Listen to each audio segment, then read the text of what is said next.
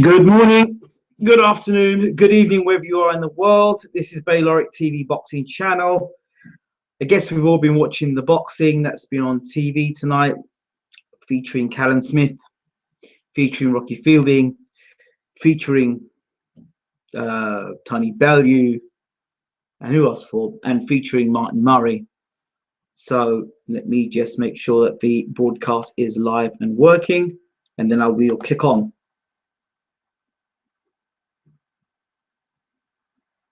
But I'm not hearing nothing from the broadcast yet, so does that mean it's even working? Let me check and see.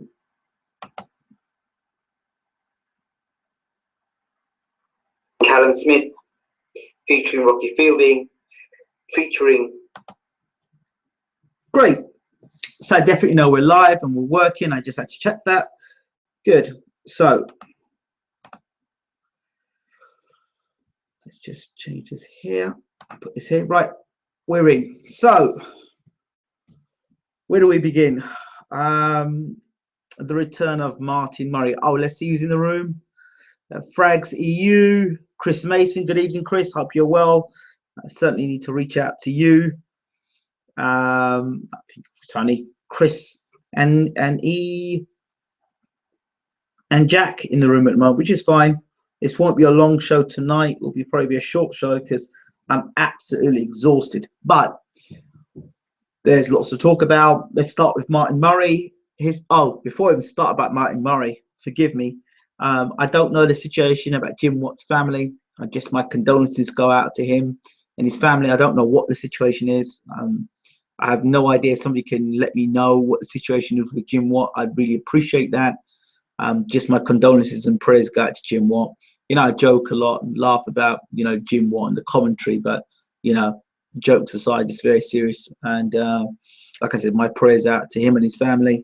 And I hope that, God be with him and his family and be strong at this time. Call me Jack. Okay, no problems. I'll call you Jack. Good evening to Jack and to Chris Mason and to anybody else who's in the room. Great. So what are we going to talk about? Let's talk about the return of Martin Murray. The fight before that, again, the Southpaw versus the Orthodox fighter. I only came in the middle of that fight and I just saw the guy get caught with a shot and threw a couple of punches and the guy got stopped. So I can't really comment on that fight. I think that was Martin versus Tommy Martin versus Needham, I think. Yeah. So yeah. So let's talk about the return of Martin Murray.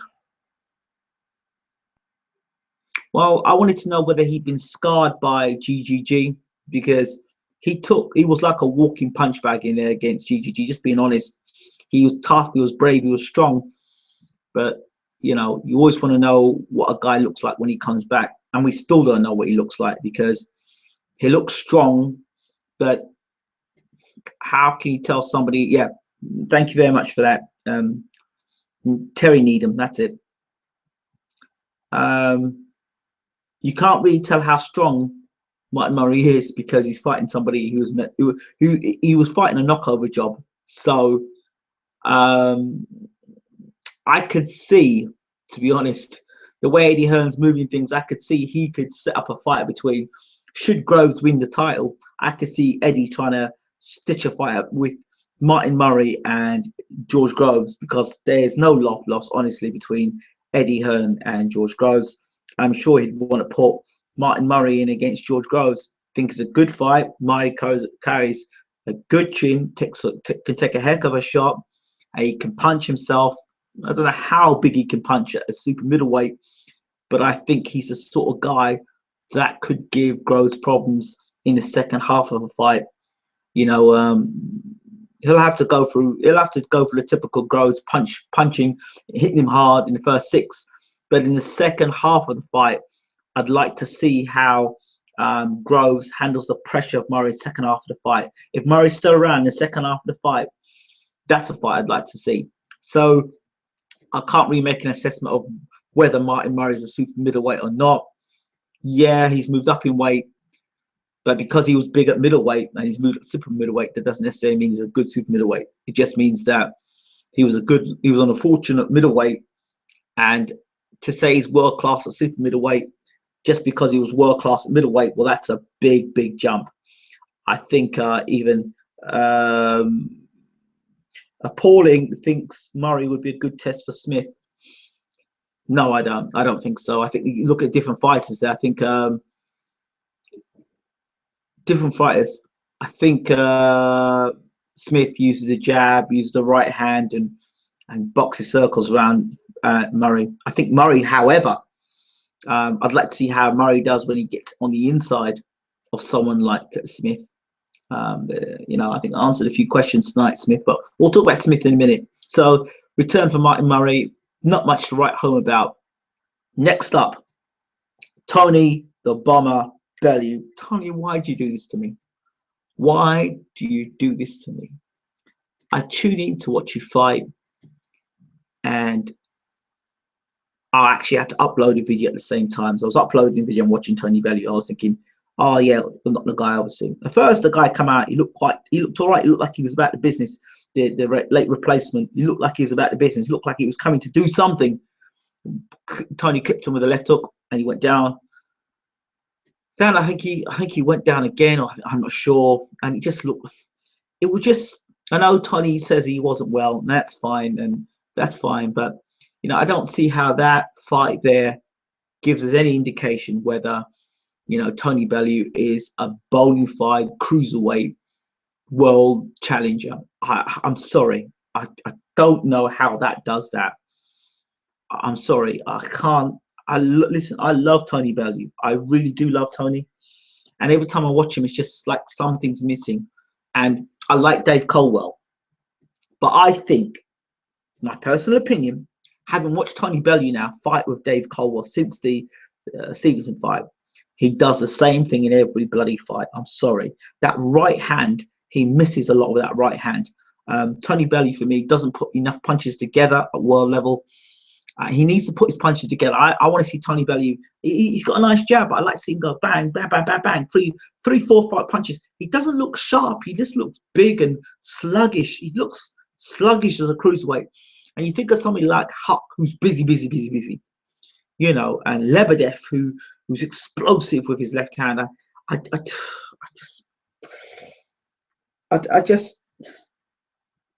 just feel that Tony's been thrown to the wolves against in the cruiserweight division. I want to see him, Tony Bellew. I want to see him.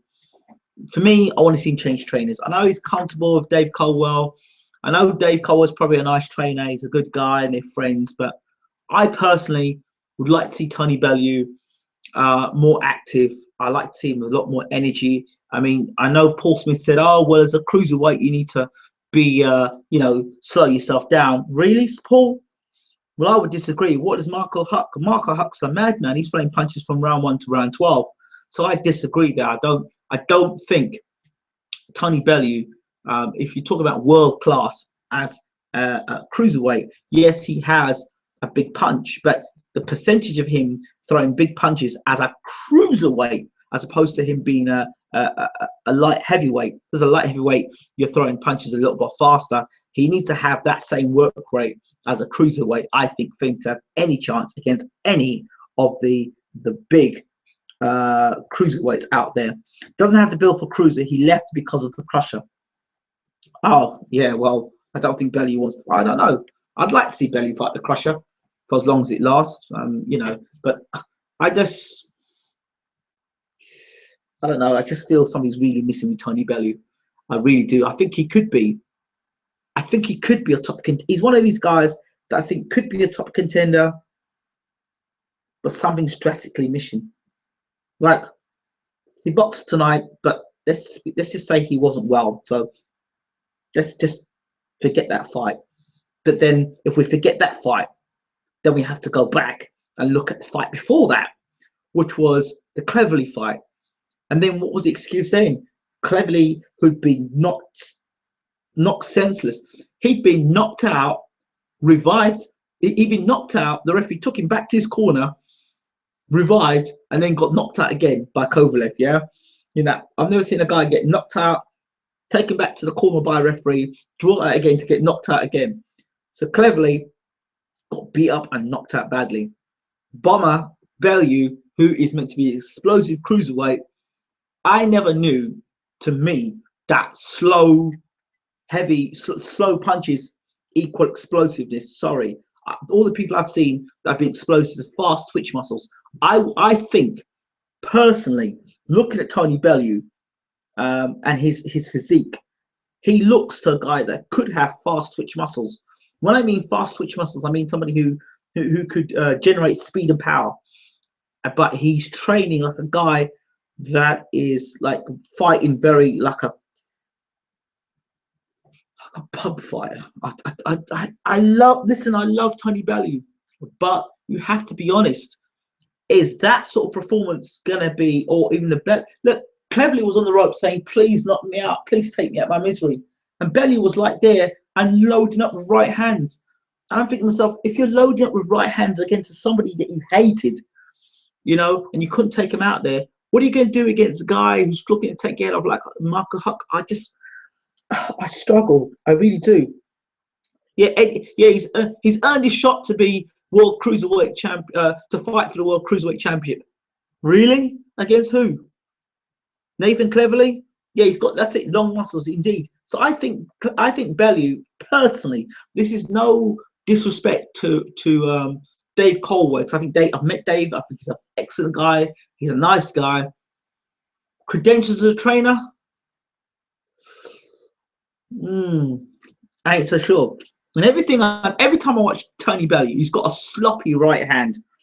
Now, all the times I've seen him on the pads, he's got a sloppy right hand. He's had that sloppy right hand since the Chilembe fight. It's the first time I saw it. He throws a jab and he slings it from here. You know, that right hand, I think you can make a cup of tea, put the kettle on, let the kettle boil, let it go, the thing go off, and then Tony Bellew will dismiss with the right hand. That right hand of Tony Bellew's is not good. Oh, yeah, exactly. That's what I'm saying. And if he boxes like that against Huck, it could be real quick. You know, if he's going to fight Huck, he needs to fight. For me, Tony Bellew, if again, somebody will say to me constructively, so being constructive, if I were Tony Bellew, I'd get rid of Dave Colwell. Nice guy, probably a nice guy to have in the change room to have a chat with, and a nice guy to probably, I don't know, cheer you on for a fight. But I don't think that he's the kind of guy that is going to bring the best out of Tony Bellew. I think Tony Bellew needs a guy that's really going to kick him up his ass. Somebody's going to make him, really, really push himself. For me, I want to see Tony Bellew throwing 3, 4, 5 punch combination, bam, bam, bam, bam, bam, and away.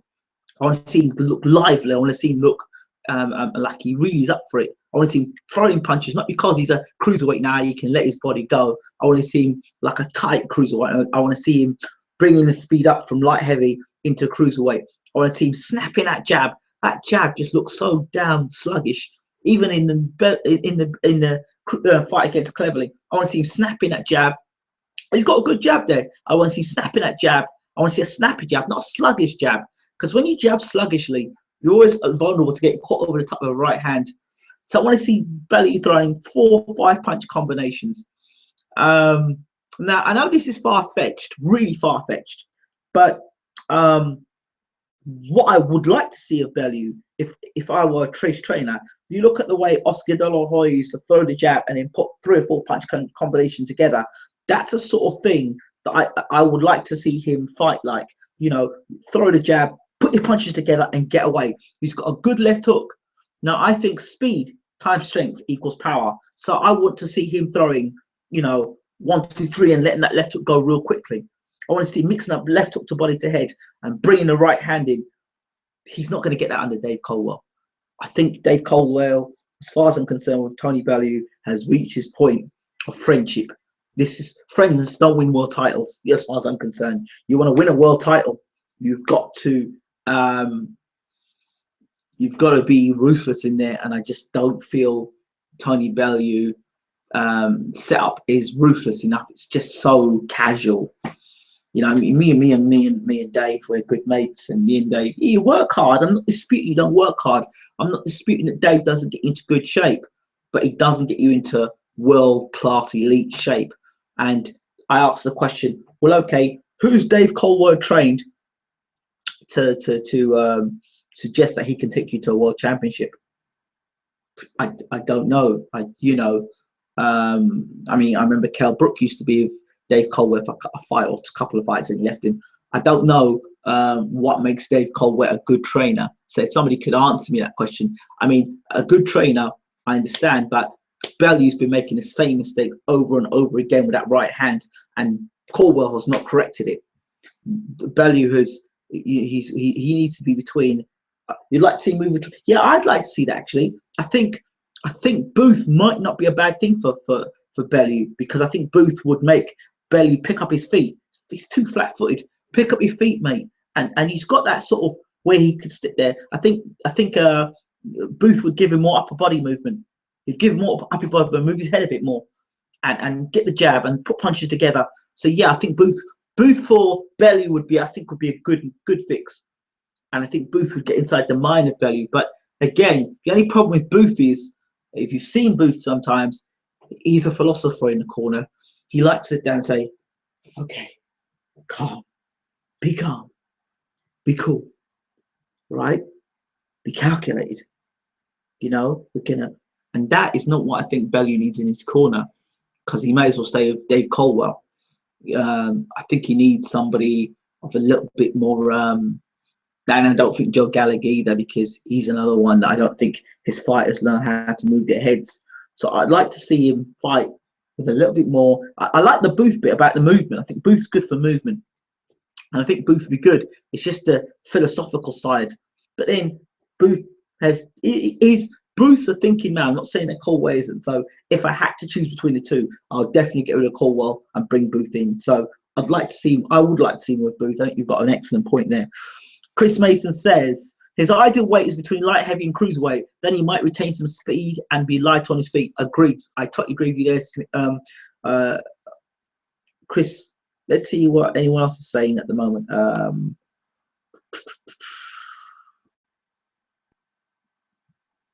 Yes, I'd like to see him. I'd like to see him do that more. So Tony Bellew, get shot of Dave Colwell. Forget fighting for the world title in your next fight. That is absolutely suicidal. You need to go and fight for the European title. It's vacant. Fight for the European title with a new trainer. Let's see you take. I want to see you take 2-3 fights at cruiserweight, and then go for your cruiserweight shot. There's no point going to fight for the cruiserweight title and getting smoked. At least give yourself the best possible chance of becoming cruiserweight champion of the world. I think the best way you become cruiserweight champion of the world, Tony Bellew, is speed, movement, a great snappy jab, picking your feet up and throwing combination punching, and sorting that right hand out. That right hand is appalling. It's probably one of the worst right hands there are in boxing today, because you see it never lands, and when it lands, it has no effort. I tell you another guy who won't mind seeing Tony Bellew train with, Don Charles. I think Don Charles would be good for Tony Bellew, because Don Charles has got a way of talking to a fighter and really being passionate with a fighter. Don Charles and Tony Bellew, both passionate people, very passionate people. And Don Charles, he would get Bellew throwing combination punching. So I'd rather see him go train with Don Charles faster than go and train with Adam Booth, because I've never seen Adam Booth in a corner very passionate with a fighter. Never seen him passionate, really, gritting his teeth and come on. Never seen that with Booth. I've always seen Booth being very calculated and philosophical. So I'd like to see Don Charles and Tony Bellew work together. I'd love to see that. Won't happen, but I'd love to see it. Right, next fight, Rocky Fielding versus Brian Vera. I said that I saw Rocky Fielding stopping Vera by the halfway mark. I thought Brian Vera was a shot fighter. I thought that Brian Vera was brought over basically to get bashed up. And I thought Brian Vera was brought over to make Rocky Fielding look really good. And I like Tony Sims as a trainer. I wonder why that is. Maybe to do with AJ, right? Okay. Well, anyway, I would like to Rocky Fielding. Very good performance. Very good performance. Rocky Fielding did what you got to do with a shot fighter, which is get him out of there. Don't allow the man to get set. Don't let the man get any rhythm. Hit him, hurt him early, and show him that he has no business being in the ring with you. And that's exactly why Rocky Fielding was impressive tonight. He was very, very impressive tonight. Very, very impressive. And, you know, but again, the things I did say about Rocky Fielding still there. He doesn't know how to fight up close. He doesn't know how to fight mid-range. Between mid-range and up close, there's a problem. But long range, he seems okay. The jabs is okay. Problems with Rocky Fielding. Although he did well against Brian Rear tonight, technically, I'm still concerned the way he throws his jab and leaves his chin up in the air. And I'm also concerned the way he drops his hands in the mid-range area where he's liable to get caught in the later rounds when you tire him. So those are things I'm concerned with Rocky Fielding. But does he punch? Heck, he punches. Brian Vera is just a walking punch bag. He, to me, is the super middleweight version of Brandon Rios. And I expect similar things to happen to Brandon Rios should he fight Kell Brook. Walking punch bag. And as you get older, you get slower. And, you know, your reflexes to get out of the way of punches is not the same. And if you're in with a guy who's fairly accurate with punching power, and then you punch it when you get hit, if you watch the way Vera was fighting and he was coming forward, he was leaving the back of his head very much open. So Rocky Fielding took advantage of what was there. Now, when you look at the Ian, I'm going to stop this fight as soon as you've hit someone, John Lewis. He gets a lot of flack, but you know, some of that flack that John Lewis gets is called for. And again, John Lewis, star referee, and what that star means, I'm not so sure.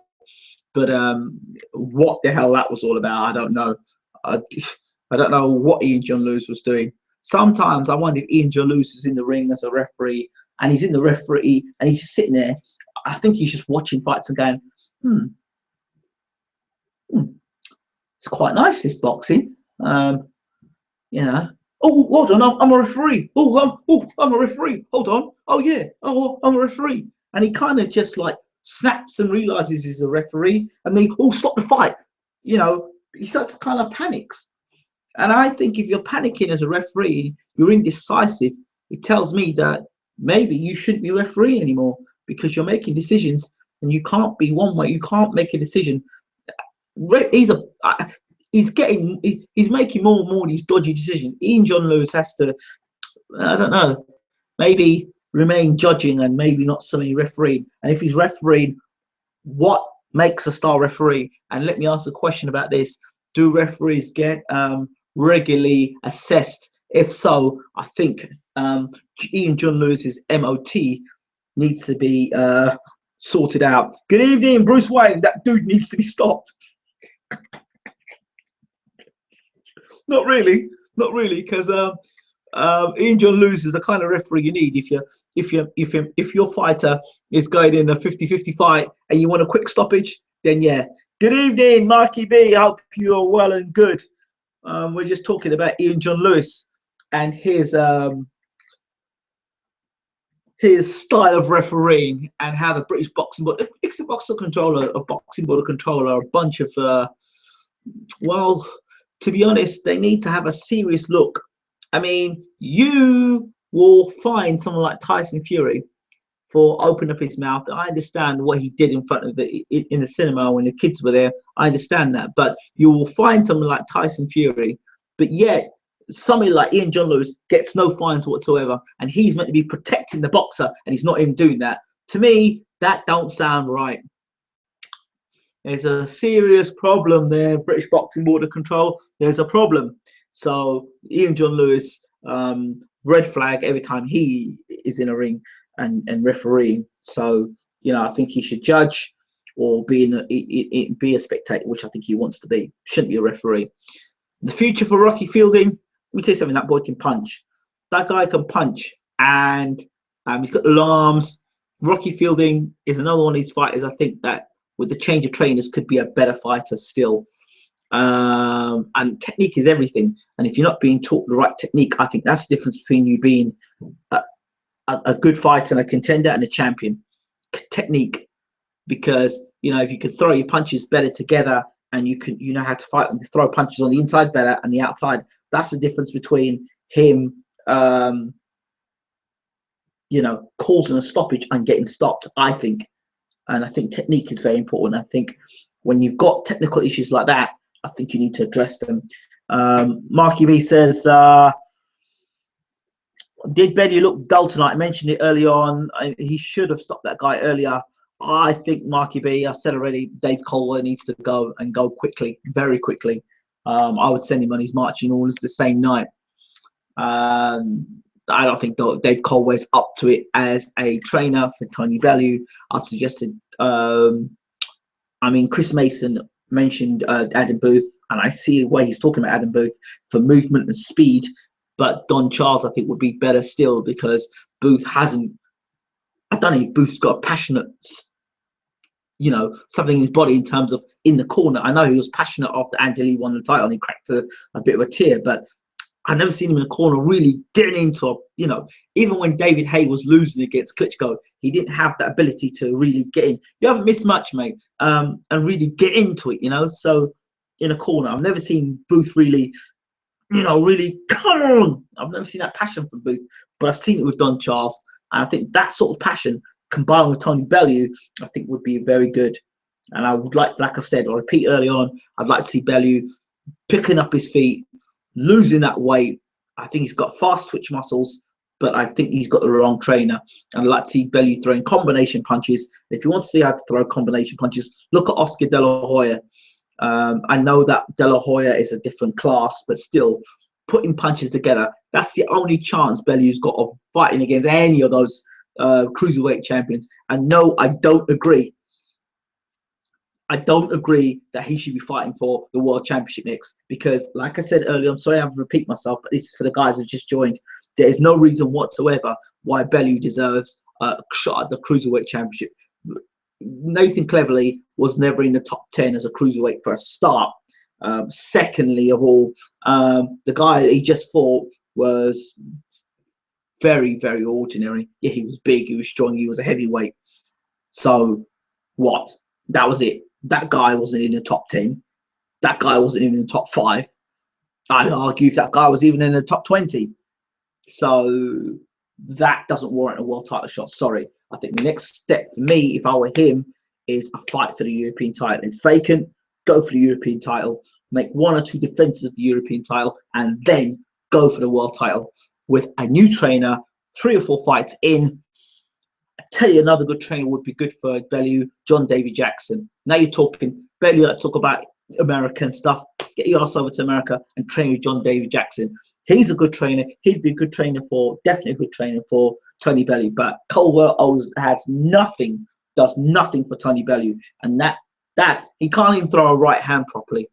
Bellew cannot throw a right hand properly, and Colwell is in the same is training him as well. Good evening, 4C Sports Media. Talking about Dave Colwell and what he brings to the Bellew armory or his team, and he brings absolutely nothing for me personally. A good friend, but good friends don't win you world titles. I'm sorry. You need a trainer. Business is business, and that's somebody that I wouldn't waste another penny on in Dave Colwell. Sorry, he's not up to task.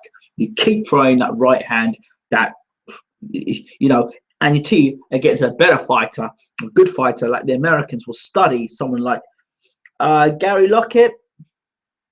Yeah, Lockett's a good trainer. Lockett is a good trainer. Give him credit. But I think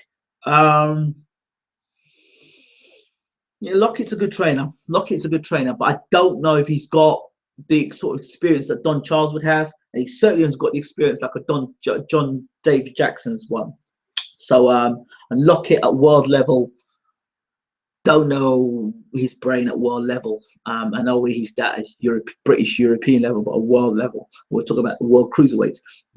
He's going to need every ounce of thing in there for him. Who in the UK would be good for Bellew? I've said Don Charles, because Don Charles has got. I say that not because any bias, it's because I actually seen Don Charles up close and training with guys, and what he brings as a trainer, and the sort of people he's got at the gym. And he's a guy that's very passionate. I think passion is what lacks with Caldwell and with Booth. I think Booth and Caldwell are from the same sort of world. I think they were very good friends, and that lack of passion in the corner, I just don't feel that Caldwell's a big enough character for Bellew. I think Bellew very much. Bellew isn't a world level European better at best. You say that, but I would tell you this: moving around like he did tonight, he looked like a pub fighter. You call him European level. He hasn't even fought for a European title at the cruiserweight limit. He didn't look very good tonight. Really didn't. I'd like to see him fight for the European title and accomplish that before we talk about any world level fights. So that's enough about Bellew and Caldwell and that bloke he fought tonight. That's it. That bloke he fought tonight. I think so. I think so too. He's very vulnerable. They're even more vulnerable when he's carrying a guy with Caldwell as his trainer. Next up, of course, the big fight we just finished watching. Callum Smith. Earlier on, my prediction was Callum Smith for the late stoppage. I believe Callum Smith would have been able to cause more damage to Rebrasse in the second half of the fight than George Groves, because George Groves is well known that after 6 rounds he tires, and I thought that Smith's engine would kick in. That was my prediction in my video. Go back and watch the tape. And I also said that Vera would get knocked out by Fielding. Somebody said to me on my Twitter page I was being harsh with Smith. No, I'm not being harsh.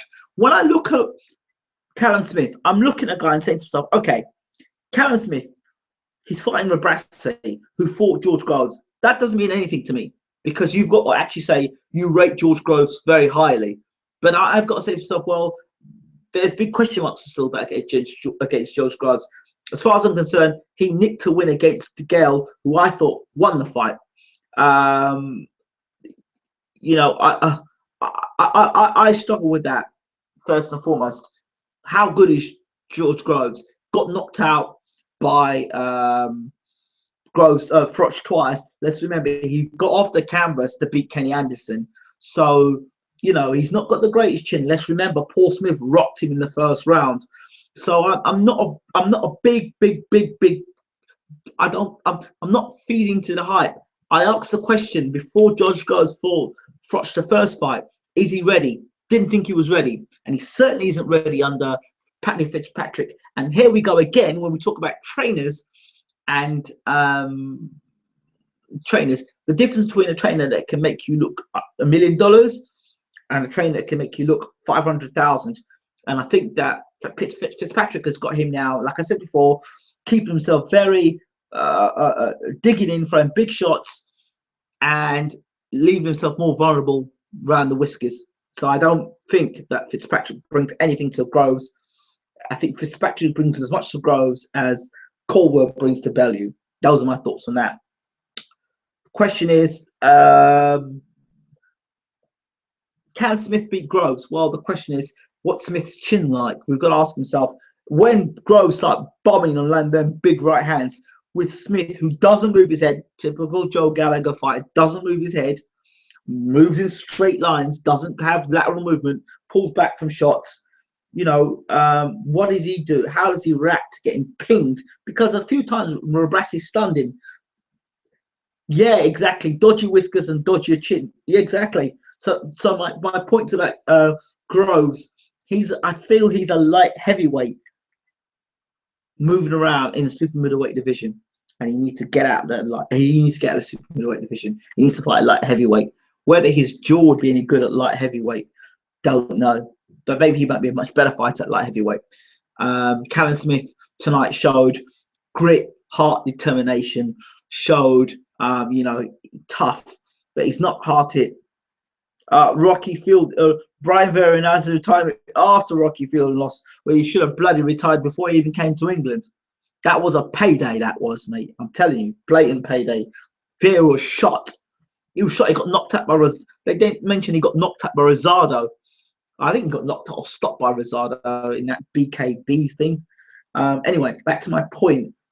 Smith is not hard to hit. He's easy to hit. He's got suspect defense at world level. And yes, he did look good against Rebrasse. Rebrasse was catching him all the time. Just ask yourself, Groves is a faster puncher, a more explosive puncher, better mover than Rebrasse. I just think to myself, he's got a difficult fight there. And never mind George Groves, Rocky Fielding. Hey, after what I saw Rocky Fielding do tonight, you know what? Yeah, I would definitely see.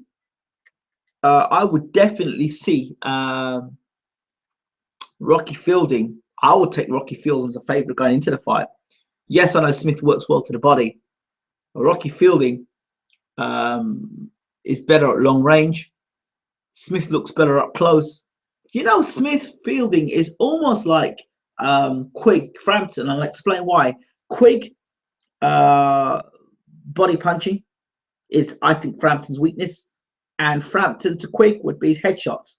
So what you've got here with Fielding and Smith is you've got Smith, excellent body puncher, and I think Fielding's a better head puncher. So I think you've got that makes a very interesting fight.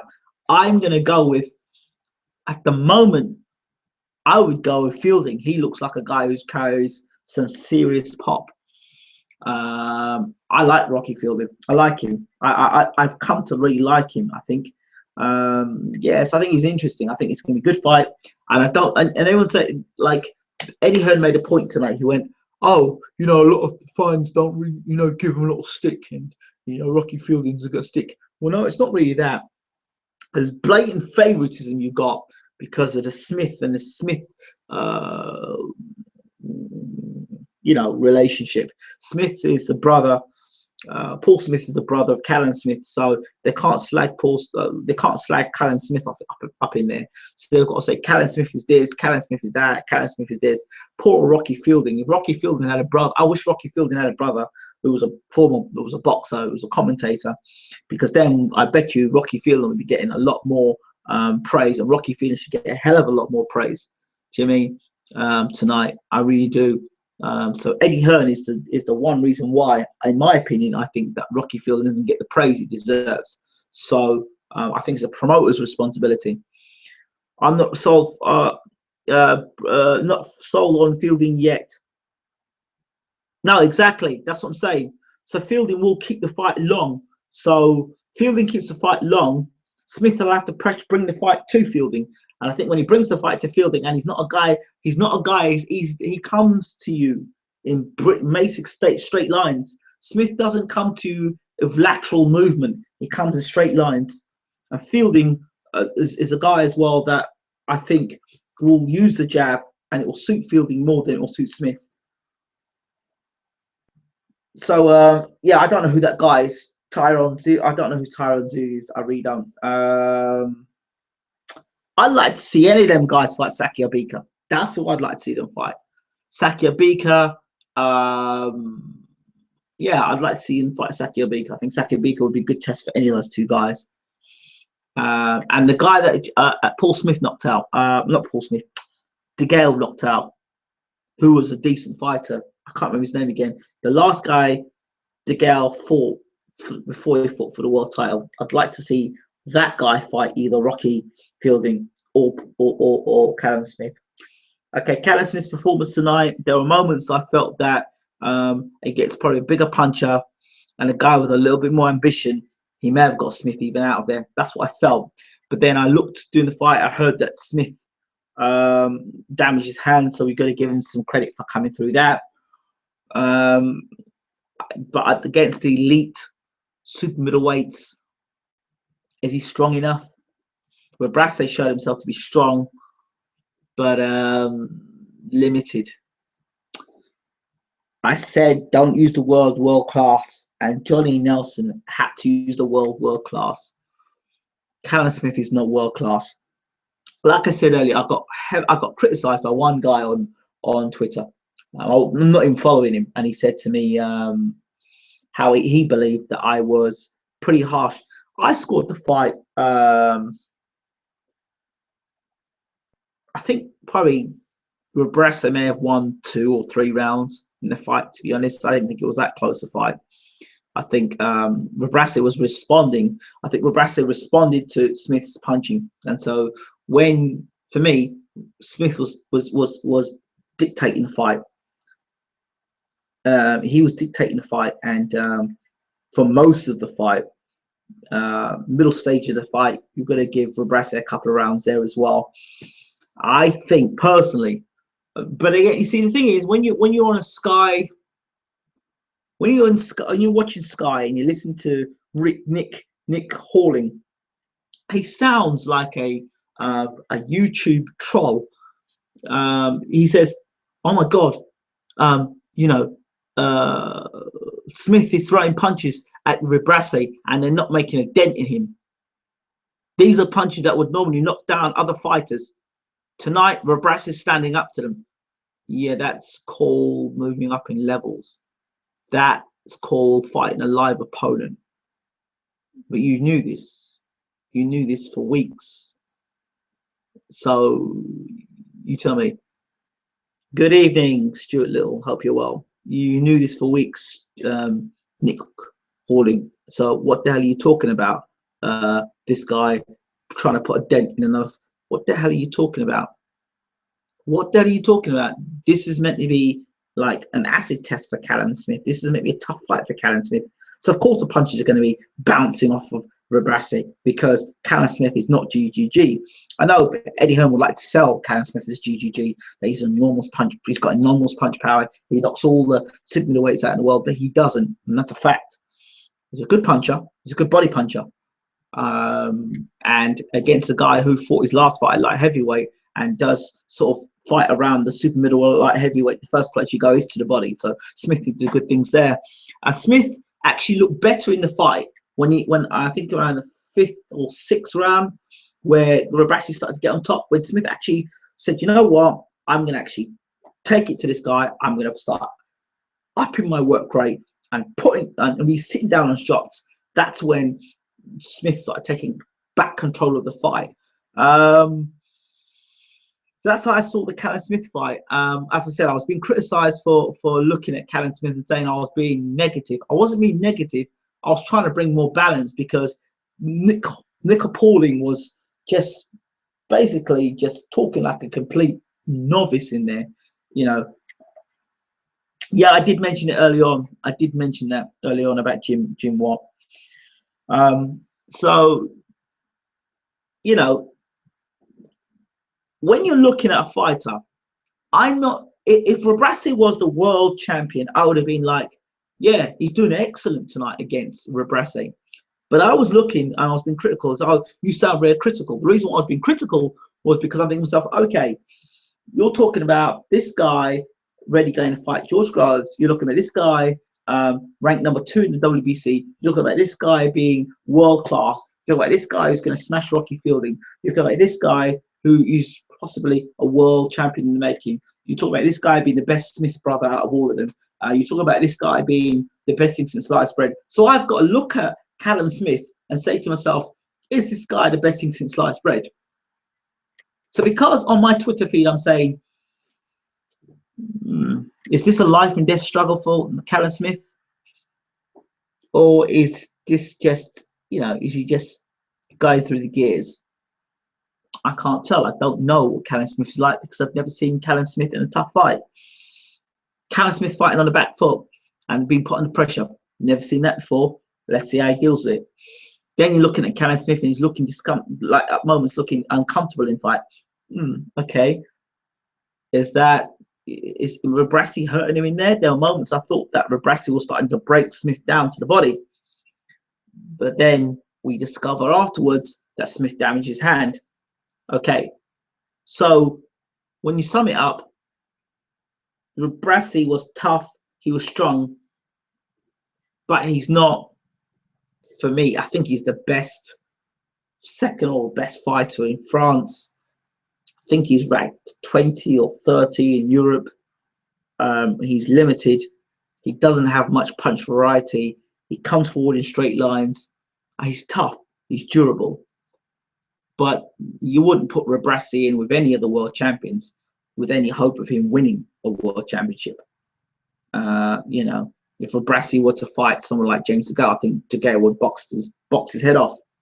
If Rebrasse was to fight Froch, Froch would wipe the floor with Rebrasse. You know, he's tailor made for Froch. You know, I just don't. You wouldn't put Rebrasse with Andre Ward. You know, this is what I'm talking about. His power is questionable, and I just think against, you know, okay, let me ask you a question. If you put Sakio Bika in the ring with Callum Smith tomorrow, who wins that fight? Andre Durrell in the ring with Callum Smith, who wins that fight? Now, this is the guy who's ranked number 2 by the WBC according to Eddie Hearn. James DeGale versus Callum Smith. Carl Froch versus Callum Smith. Just think about it a second. Just let it sink in your mind for a second. WBC number 2.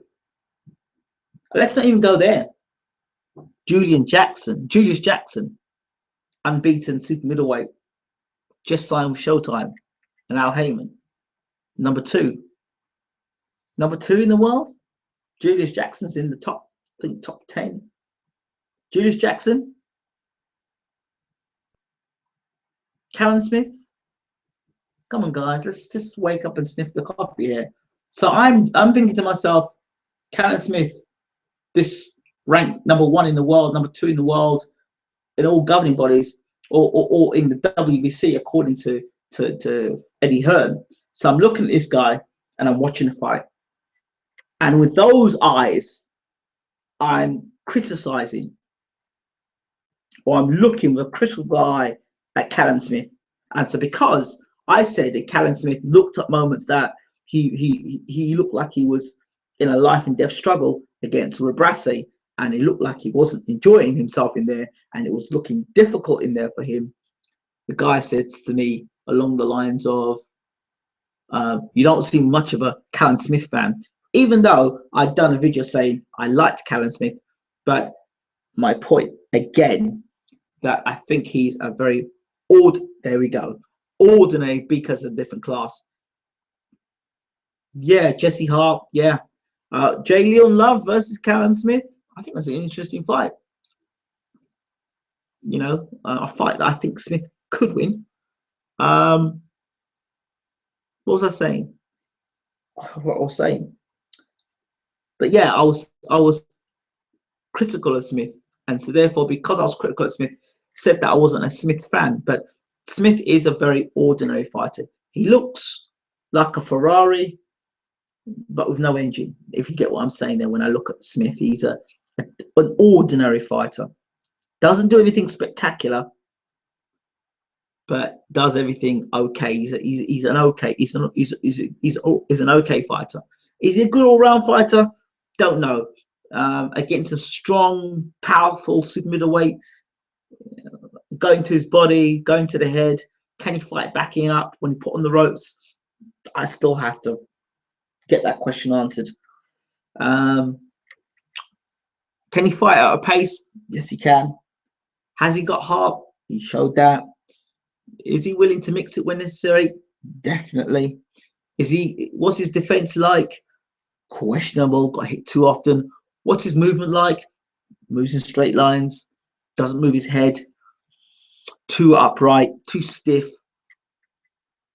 Yeah, he put his punches together. The body shots were fine.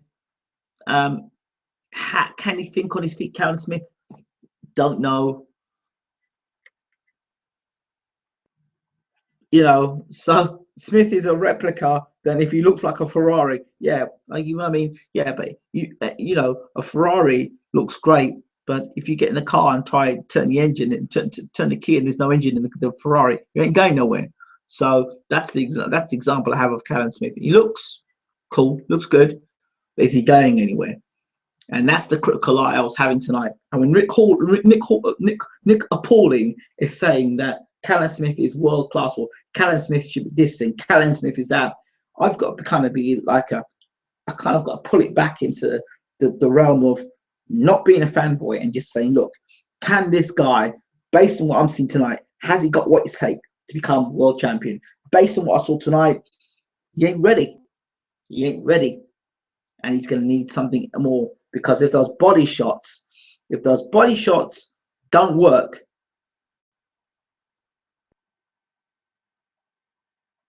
and you know, when you're body punching, you leave your chin in the air. And the guys walking back in straight lines, you know, okay, I tell you who would be another fighter that I'd like to see Callum Smith fight against: Glenn Johnson. That's another guy that doubles up the jab, backs you against the ropes, and makes you fight his fight. Would Glenn Johnson have broken the way that Rebrasse did? They're gonna get tougher than Rebrasse. So if you're struggling against Rebrasse, people say it was an easy fight. No, it wasn't an easy fight. It was a testing fight. So they're not gonna. It shouldn't get any easier. And if you're WBC #1 in the world, Halling gives what a bad name. Jim always gets stick when most of the time it should go from Nick Halling. This is reckless stuff from Jim Halling. From Halling, this is reckless stuff. Absolutely reckless. So you know, Nick Halling's got to come off of Sky. He's just awful. He just sounds like a rank amateur that knows nothing about boxing. So Callum Smith, good win. But Rocky Fielding, Callum Smith, you don't want to take that fight, mate. Smith needs to work on, for me, more variety in punches, being able to fight in lateral movement. You're going to have to fight laterally. You're going to have a plan B when plan A doesn't work, which is body shots. If your body shots don't work, and your body shots don't, I mean, the body shots only really started to have effect in the second half of the fight. And let's take into consideration again, Rebrasse is a light heavyweight coming down to super middle. So of course, the body shots would have more effect. I just think that against a big, strong, fit super middleweight that's coming to punch and doesn't give a damn against Callum Smith, I think we may be seeing some difficult moments for Callum Smith. And I'd like to see Callum Smith fight Rocky Fielding. I think it'd be a good fight. But Martin Murray versus Callum Smith. Damn. Yeah, that's perfect. Yeah, that's a good fight. Sturm, Callum Smith? No. Stop it. No. You ask you a question. No, you can't use. We can't. I was going to say use him. You couldn't use him. So Callum Smith's a good fighter. I think he's a good fighter. But for me to not call him world class isn't hating. I like him. Seems a nice, likable chap. Has he got what he's got to become a world champion? I don't know. I just think that defense is going to be a problem at the highest level. I would love to see. That would be a good fight. Martin Murray against Callum Smith. If Rebrasse had power tonight, Smith would have been in big trouble. There's my point. There is my point right there. You just said it. You said it right there. And Rebrasse is not a big super middle. Yeah, but Rebrasse boxes are light heavy as well. Let's remember that. So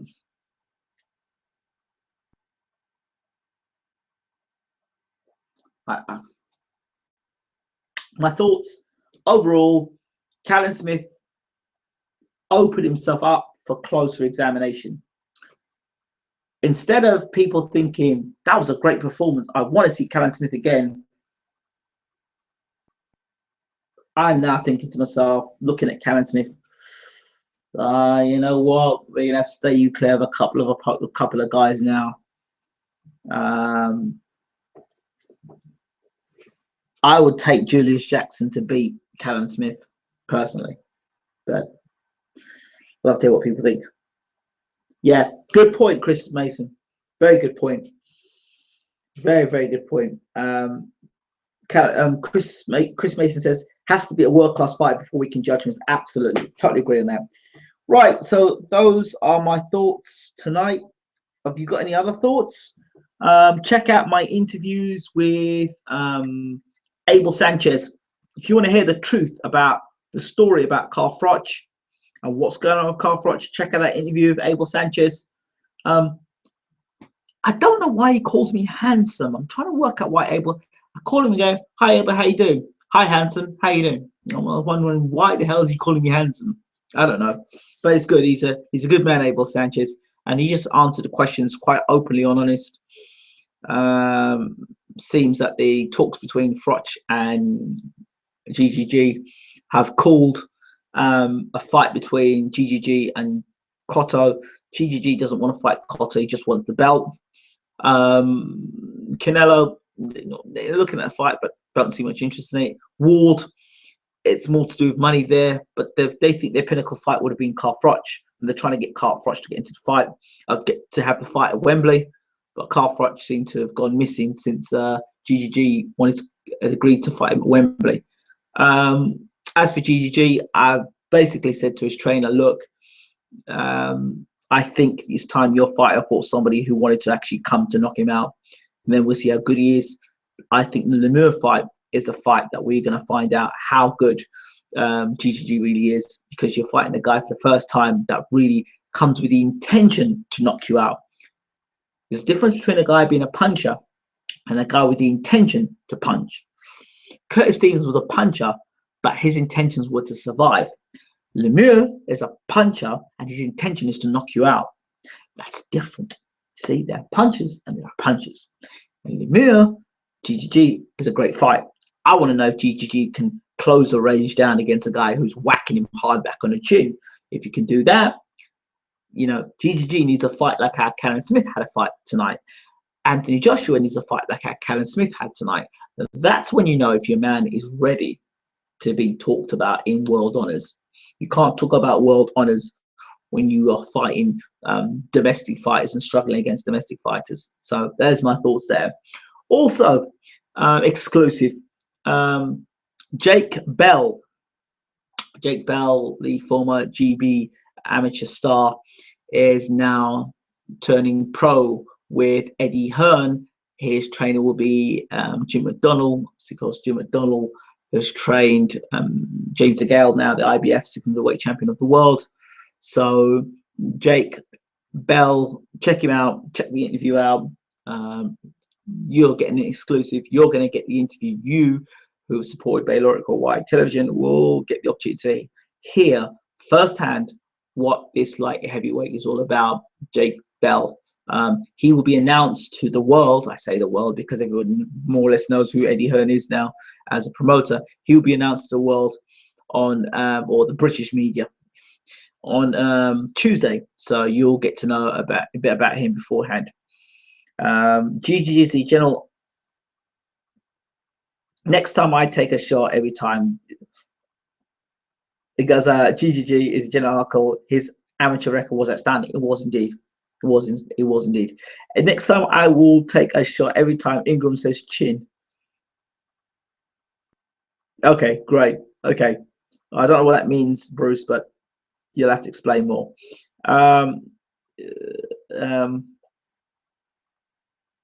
What was I going to say? Forgot what I was going to say. Yeah, GGG. I want, and the stories resurface about Kovalev, but now Abel Sanchez backtracks and says, well, that was Kovalev when he was a young man and he was only had a handful of fights that he was intimidated by GGG. Yeah, David Price working for Sky most of the time. That tells me that it looks good for a David Price Joshua fight down the line. We're all waiting to hear from Dillian White. I believe he's got a meeting next week with Eddie Hearn. Whatever that meeting's all about, whether Eddie Hearn's going to be signing Dillian White or Eddie Hearn is going to be promoting a fight with Joshua and Dillian White in the autumn. I don't know, but yeah. Next time I will take a shot every time Ingram says, oh, okay, right, okay. Yeah, a drink. Cheers for that, Chris. So there's two interviews there. Also, history in the making. Bayloric has did an interview at the early hours of this morning, or last morning, with Lloyd Carter, the Impact champion or world champion, MMA. So it's our first MMA fighter. He's got lots of stuff to talk about of boxing, and yeah, I think it's an interesting interview for you guys to listen to. He's a hilarious character. If you like guys that use the F word, he likes to use the F word. Yeah, but he's a great character. He's got a great story, and a great follower definitely, and a bantamweight champion of the world. Geez, AJ does add things to Price. Bad. You really think so, Chris? I don't know about that. If it's true that Price knocked AJ out in sparring, which a lot of close trainers tell me that did happen. Price is awful pundit in my opinion, although I do feel sorry for him. I don't. I think people are overlooking Price, and I would back Price to be back in the world heavyweight contention very soon. I know a lot of people knock Price, but let me tell you something. The guy that beat Price, I don't hear any heavyweight in the world saying, I'll fight Tony Thompson next. Name me a heavyweight that says, I'll fight Thompson next. The only person that probably would say that is Hughie Fury, because his father, Peter, will put him in against the best. Because he really backs Hughie. Other than that, you hear nobody say, I want Tony Thompson next. So I think the Thompson fight, and Price was always crap against southpaws anyway. So, you know, yeah, I think Price against Price is still a dangerous heavyweight with both hands. Both hands. He's still, and although Tyson Fury says he's a big stiff idiot, he still respectfully talks about Price's punch power. So he's no mug. He knows. Tyson knows that Price is dangerous, very, very dangerous. He's tall. You know, he's been tested. He's been in a tough fight. AJ still has not been in a testing fight. So, bad misses, brings nothing, too old. Yeah, that's right. That you see that right? That you're too old. You see what I mean? I don't know if he's bad business. He ain't bad business for Box Nation. I think Box Nation fans love him. But if you want somebody to be a dream killer, bring Tony Thompson over. Yeah. So I think that's about it. This is going to be an early night for me tonight because I've had a long week. It's been a draining week of interviews. I hope you've enjoyed the interviews. I hope you've enjoyed the shows. Thompson, yeah. I hope you enjoyed the shows. Chris, my friend. For those of you who don't know who Chris Mason is, from my understanding, he's a darts commentator, former professional darts player. Price's suit looked very tight tonight, didn't it?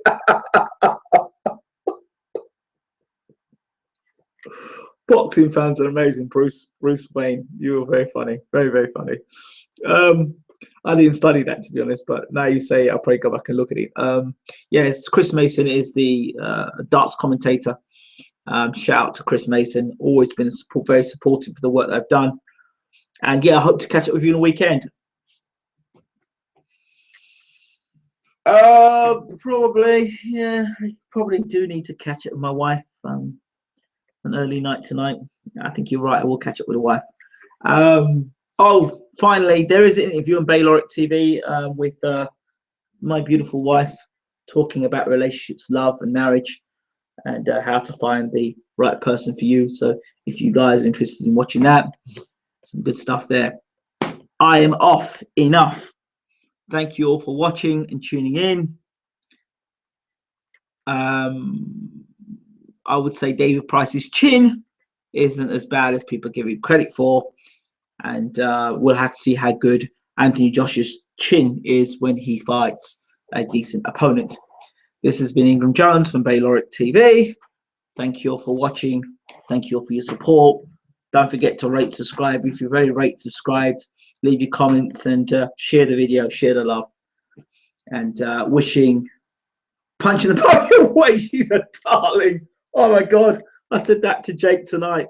I said the same thing about punching above my weight. Yeah. Thank you very much, Marky. I appreciate that.